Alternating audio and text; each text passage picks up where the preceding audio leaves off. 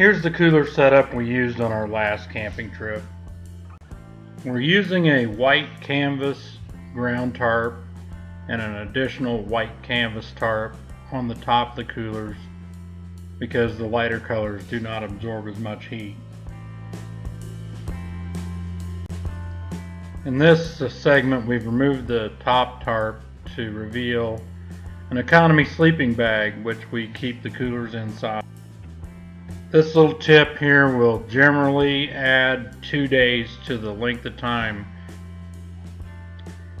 The cooler on the left is basically a refrigerator.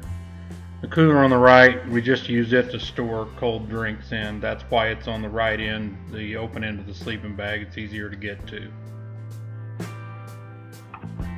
Here we have the cooler opened up on the morning of the 5th day. The ice locker on the left had 15 pounds of ice to start with, and it now still has about 5 pounds of ice in it. That 10 pounds of ice that's missing there, most of that was consumed in beverages. We had very little water in the bottom of this cooler after 5 days.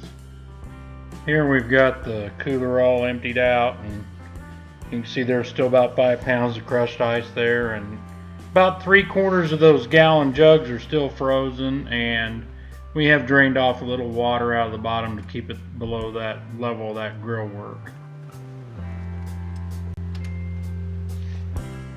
Here's one of the gallon containers of water removed, just so you can get a little better look at it. Now the conditions during this camping trip was a low of 40 degrees at night, a high of 70 degrees during the daytime.